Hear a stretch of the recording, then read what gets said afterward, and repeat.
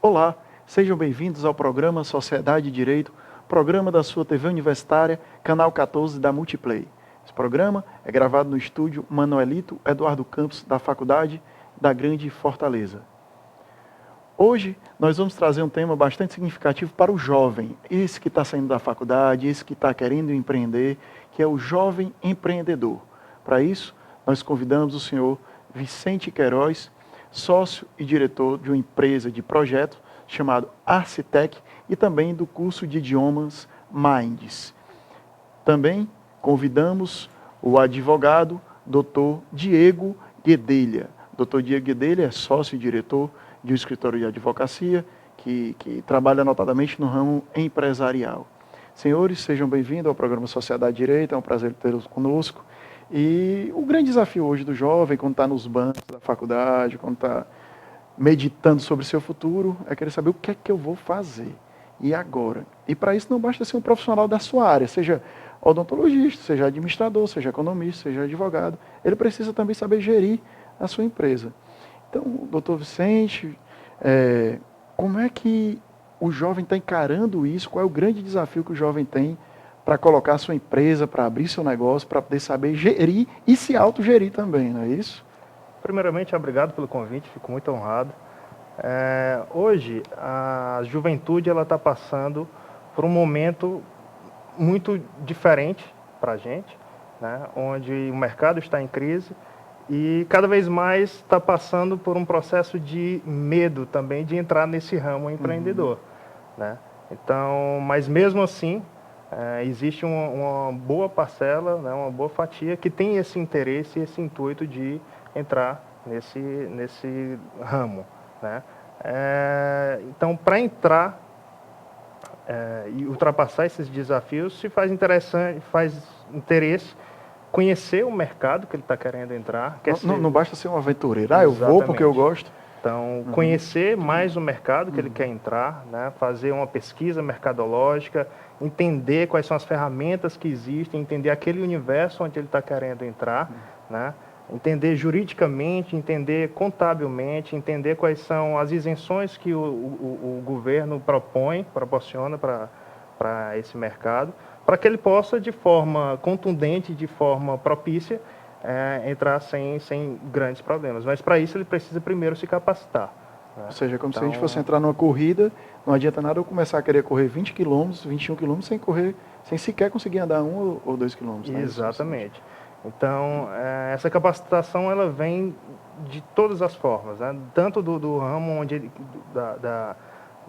do ramo que ele escolheu, a graduação que ele escolheu, até outras áreas onde ele vai ter que ter um certo domínio para dar continuidade, quer seja administrativa, quer seja de ramo financeiro, contábil, econômico. Então, ele vai ter que conhecer um pouco de todas essas áreas para que ele possa dar passos no ramo empreendedor. E no seu ramo, qual foi a maior dificuldade que você encontrou? No meu ramo, inicialmente a primeira empresa foi o Idiomas, né, na área de idiomas, é uma franquia. E para uma das grandes auxílios que nós tivemos é porque ela é uma franquia, faz parte de uma franquia. Então, ela já me dá um suporte, ela já me transmite o know-how, né? Então, que já é de grande ajuda, de grande valia. Mas mesmo assim, nós, né, eu e os meus sócios, procuramos nos aprofundar em cada uma das áreas que se fazia necessário, né? Então, mas o grande passo, o grande desafio foi ultrapassar essa primeira barreira, que é a barreira do medo. Né? Mas depois que a gente ultrapassou, mesmo vieram mais obstáculos, mais desafios, mas esses desafios foram facilmente sendo ultrapassados depois da primeira grande barreira, que foi a de entrar nesse mercado. Claro, esse medo deve se ver como um impulso também, né? Com certeza. E doutor Diego Guedelha, trazendo agora para a realidade um pouco mais do ramo do direito, do escritório de advocacia, porque assim, a gente vive um momento que a grande maioria, eu quero fazer um concurso, né? Eu quero uma estabilidade, que de certa forma no começo me parece que o escritório não dá de pronto essa estabilidade, mas também te dá uma margem para ser muito mais, para ampliar seus voos. Qual é o grande desafio para quem está saindo agora dos bancos da faculdade e montar seu escritório? Em primeiro lugar, eu gostaria também de agradecer ao convite do Dr. Hamilton Sobreira, saudar o Dr. Vicente Queiroz, também que já iniciou aqui a nossa pauta de hoje, e falar que da mesma forma que acontece no mundo empresarial, hoje os escritórios de advocacia são verdadeiras empresas. Sem dúvida. Né? Então, esse momento de crise, todo esse cenário mercadológico em que o Brasil está inserido, também interfere na atividade do advogado. Então, assim, o advogado está sentindo essa crise como, né, também? Exato. Então, assim, da mesma forma que vale para o segmento comercial, o segmento empresarial ou financeiro, no mundo jurídico, realmente a coisa vai partir da capacitação, né? Dos bancos da faculdade, é onde você tem de enxergar que existe um horizonte posterior, se capacitar intensamente para isso, né? E trabalhar de uma forma que possa, sim, suplantar, estar superando todos esses medos, esses entraves que ocorrem no dia a dia, e principalmente em nosso país, que ainda atravessa um momento de crise e tem lá um cenário um pouco mais burocrático do que alguns países do mundo. Mas especialmente tratando da questão do advogado, eu vejo que um grande desafio ainda hoje para a inserção no mercado diz respeito à questão comercial, a questão de captação de clientes. A gente costuma pensar, não, eu me formei em direito, eu sou só advogado. Eu lembrei agora de uma frase de Rui Barbosa que ele diz, quem só sabe direito não sabe praticamente nada. Então, assim, né, eu acho que o advogado hoje precisa ter essa visão, né, doutor Diego, de ampliar seus horizontes, notadamente na questão da gestão. Né? Com certeza. Não basta ser técnico. Com certeza, porque de fato, como adiantei hoje, muito além de redigir peças, ou fazer audiências, ou eventualmente estar em algumas reuniões com clientes, o advogado tem de iniciar a sua atividade sabendo que ele é um empresário.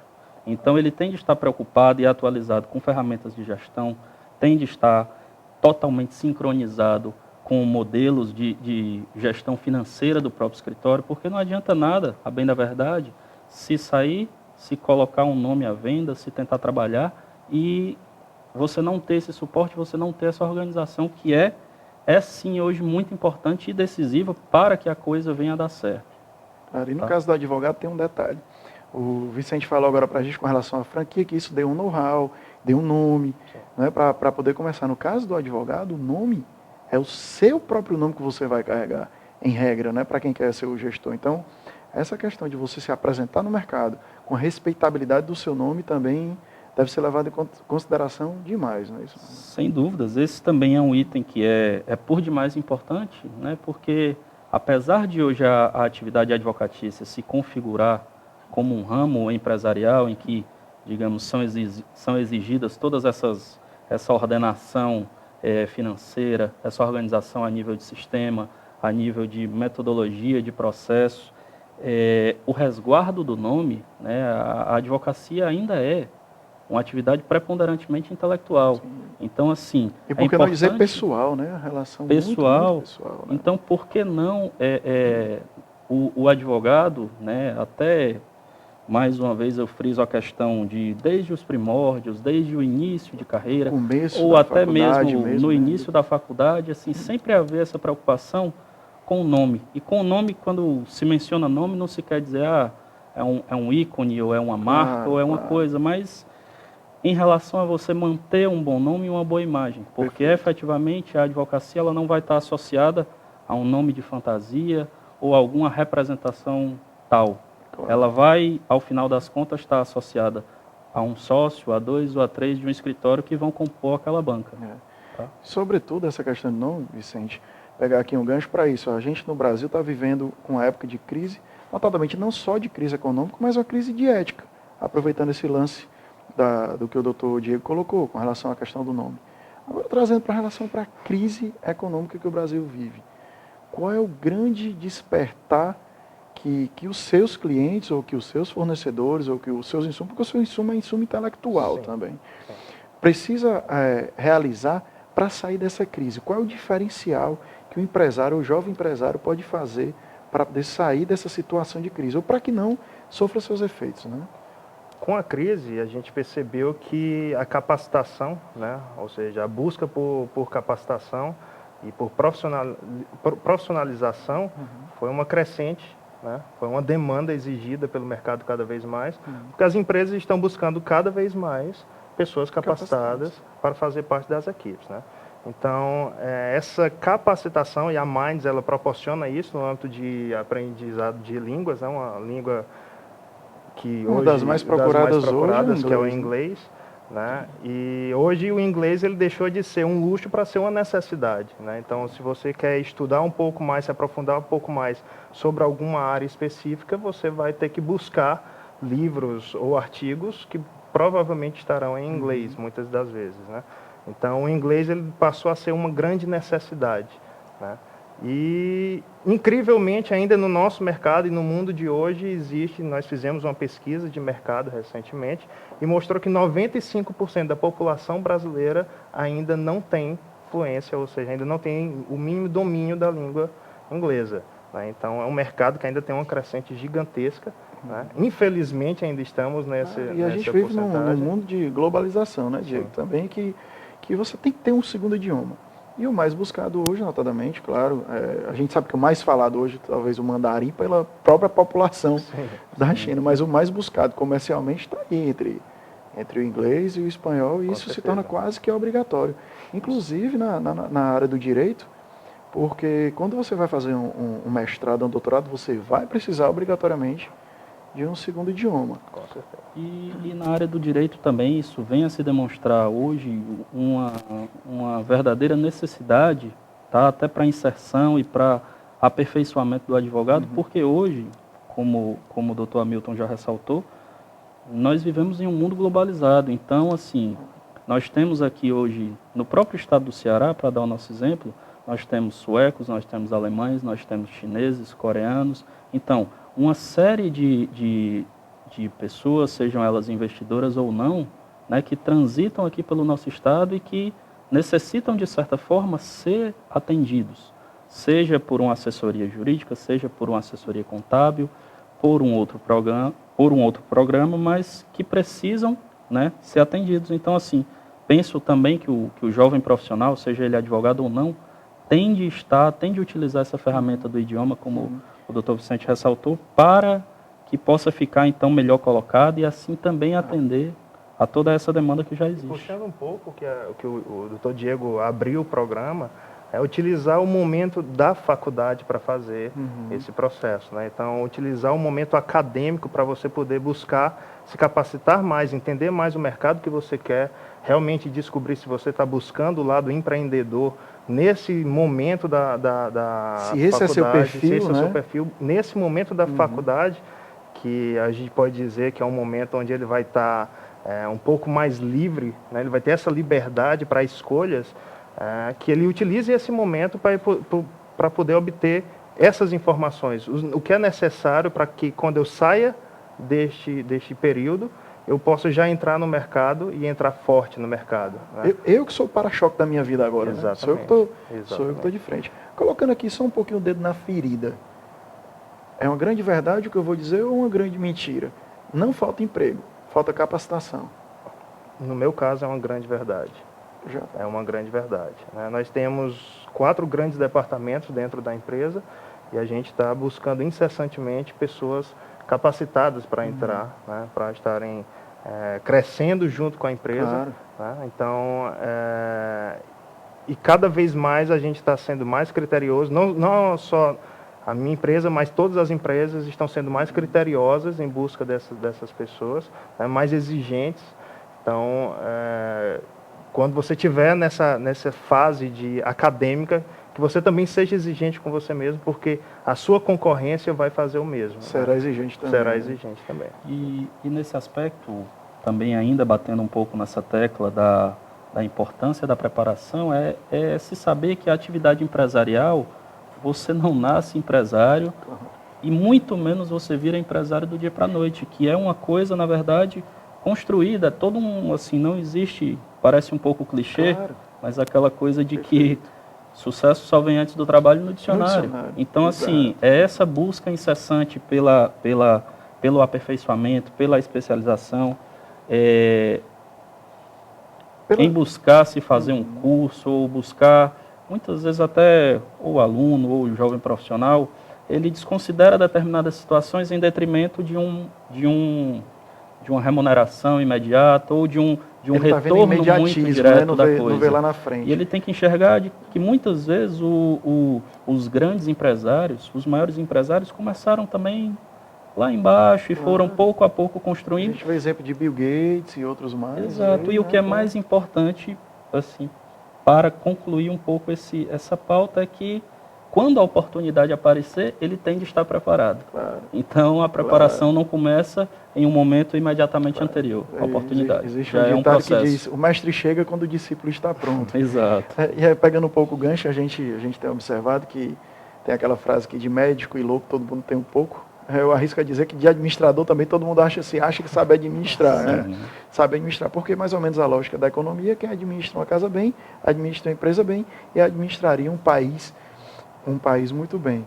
Doutor Diego, no caso da advocacia, o advogado recém-formado, ele está só?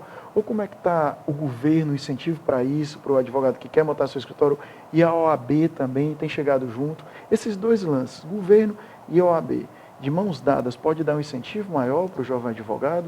Sem dúvidas, essa é uma composição de apoio, na verdade, que obviamente já tem ocorrido no âmbito da OAB, posso falar na OAB Seccional Ceará, né, e com o apoio também de medidas do governo federal, como a inclusão dos advogados no Simples Nacional, que veio a facilitar bastante a formalização. Já não era sem tempo, né? Porque já era contabilidade já era e demorou um pouco. Já é uma medida que há muito vinha sendo reclamada pelos advogados, porque isso facilita exatamente o processo de inserção do profissional no mercado de trabalho. Tá? Porque o Simples Nacional ele vem a instituir uma carga tributária diferenciada para aquela atividade e permite exatamente que muitas vezes aquele advogado ou advogada que pretendia não se formalizar ou queria exercer a coisa ainda de uma forma ainda um pouco mais anônima, ele possa sim enfrentar essa barreira burocrática, essa barreira do custo e se lançar no mercado como um verdadeiro empresário. E é importante saber que tem essa carga progressiva, né? Ou seja, você está começando agora com determinado faturamento, você paga uma alíquota, o quê? Abaixo de 6%, 5%? Isso. O jovem advogado, na verdade, a sociedade de advogados que vier a ser incluída nesse regime tributário do Simples Nacional, vai ter, sim, uma série de facilidades, né? Porque o regime ele é calculado pelo faturamento em que a empresa dele vai oferir no ano. Tá? Então, certamente, por ele estar iniciando, ele vai ter um tratamento bem diferenciado e bem mais favorável. Vantajoso, né? Muito vantajoso para quem quer exatamente apostar nessa carreira, né? Que é, sim, muito proveitosa. E muito bem como vocês falaram, é uma aposta que você não está entrando para brincar. Ali tem toda uma vida, você vai trazer toda a bagagem que você colecionou durante sua vida, não só a faculdade, e a faculdade vem para dar esse up, né? de preparação intelectual para isso. Mas muitas outras preparações precisam surgir nesse momento. Vicente, no ramo da tecnologia, o Ceará está preparado para isso hoje? Pegando a sua outra empresa. O Ceará está de portas abertas para isso, porque geralmente a gente é um pouco conservador quando ouve falar em inovação, quando ouve falar em tecnologia. Como é que está o mercado aqui para o Ceará? Impressionantemente, há pouco tempo atrás, eu tive uma conversa com o diretor do CTI Renato Ascher, que é Centro de Tecnologia da Inovação Renato Ascher, que fica lá em Campinas. E eu perguntei a mesma coisa a ele, o que é que ele achava do empresário, do empreendedor cearense. E a resposta que ele me deu foi muito gratificante, que realmente o empresário cearense, ele tem mais cabeça inovadora do que muitas vezes o próprio sulista, né?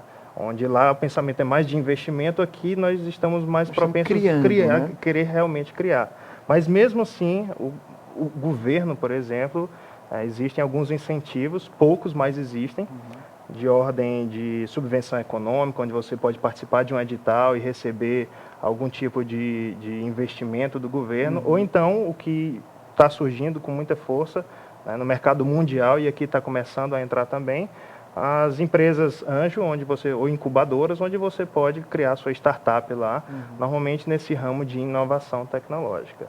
né? Mas é algo que está surgindo no Brasil, né? E que a gente tem que apoiar e apostar também, porque são mecânicas e ferramentas já largamente utilizadas pelo mundo e que nós temos que utilizar o que está funcionando fora aqui também.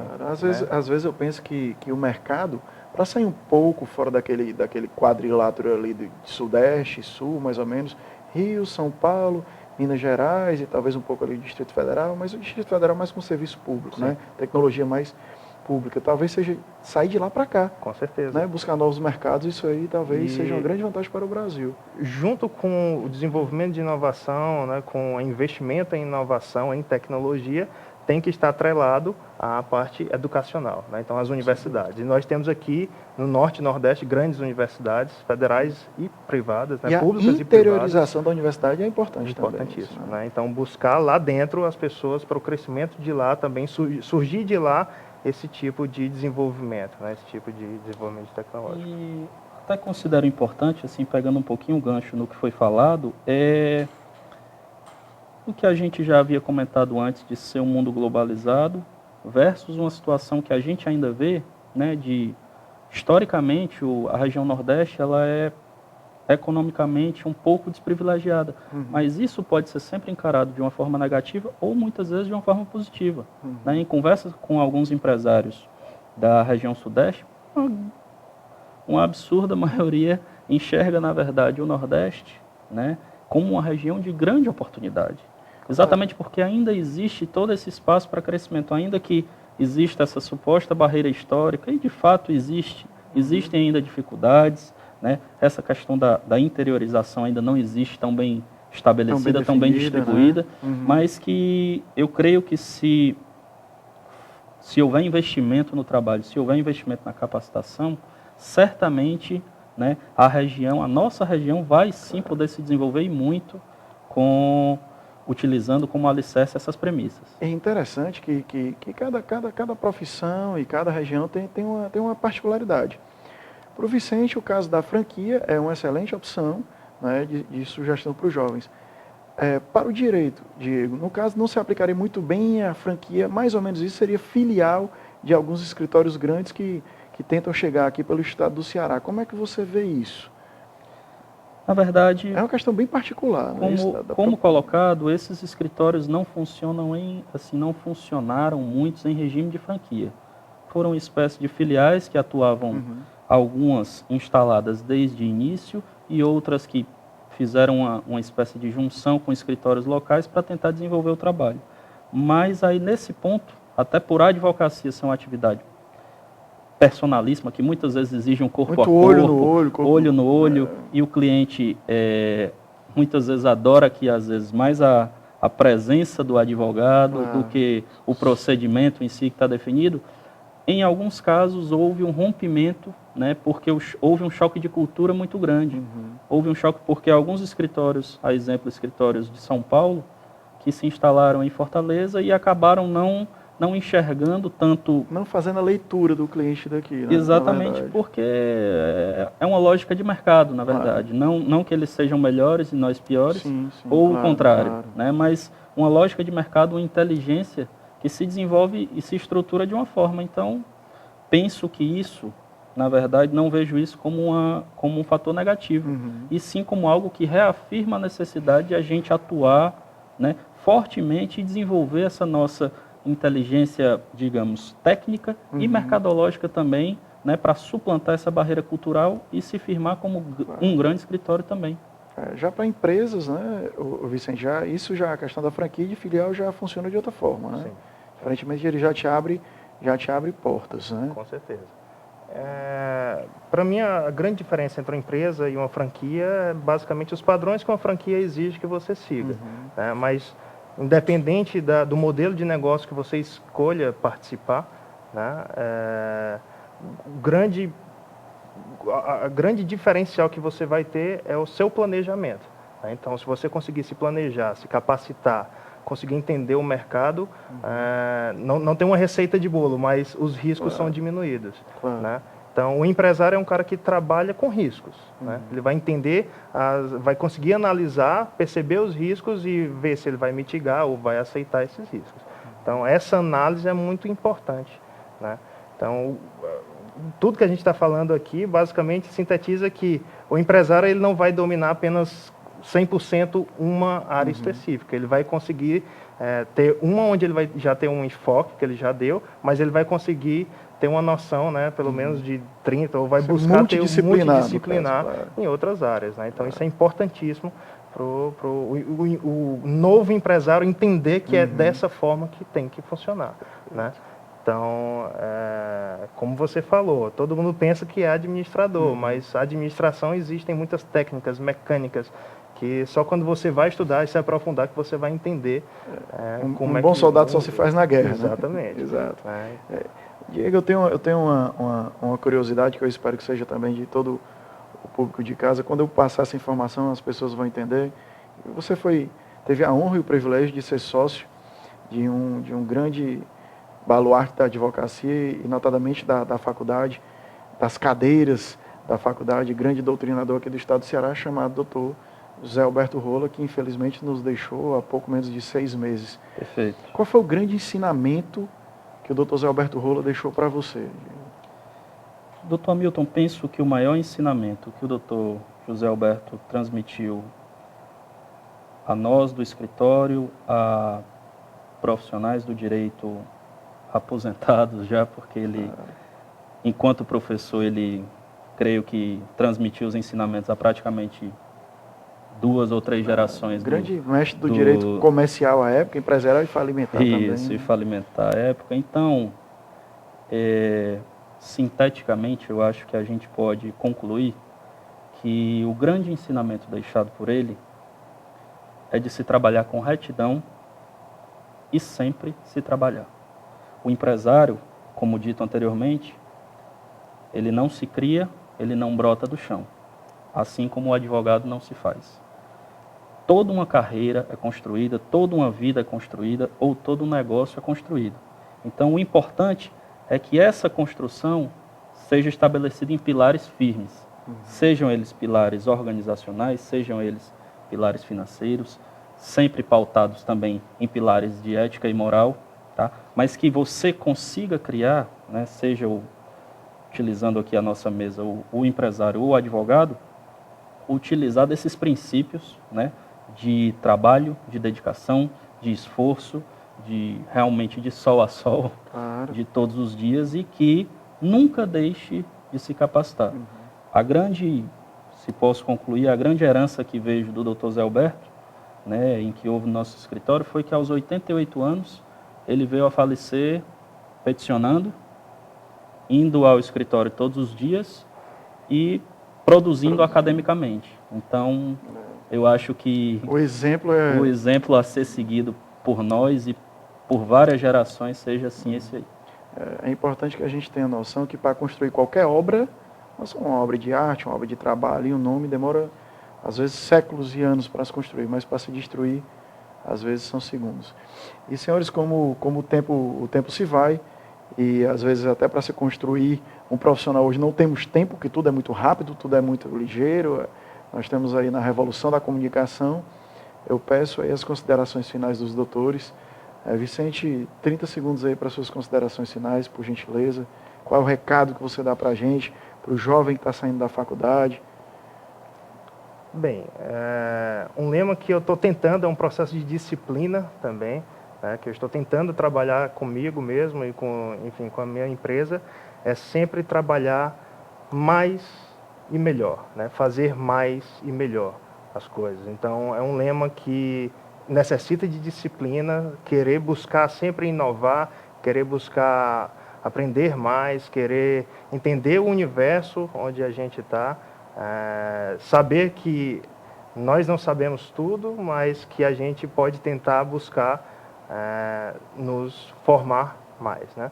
Então, para quem está querendo entrar nesse ramo, nessa área, né, nesse desafio, eu acho que eu indico ter esse lema na cabeça, né? Querer mais e melhor. Tá ótimo, muito obrigado. Doutor Diego, por favor, suas considerações finais, 30 segundos, por gentileza. Ok. Da mesma forma, como o processo de construção do empresário ou do jovem advogado passa por uma busca incessante, né, de sucesso, da construção de um nome, da edificação de uma carreira, né, e da solidificação de uma atividade, o recado que eu posso deixar a todos, ao público que nos assiste no momento, é não desistir. Fazendo uma breve analogia com uma frase que foi vista, né, em um campo de concentração nazista, que dizia o seguinte: amanhã posso ficar triste, hoje não. Então, se utilizar essa frase analogicamente para que amanhã talvez eu possa desistir, hoje não. E isso vale como uma premissa para todos os dias de nossas vidas. Senhores, muito obrigado. A você de casa, muito obrigado mais uma vez por nos acompanhar hoje. Faça um convite para as nossas próximas edições. Caso queira deixar algum recado, algum comentário, faça através das nossas redes sociais, @Faculdade FGF. Até a próxima.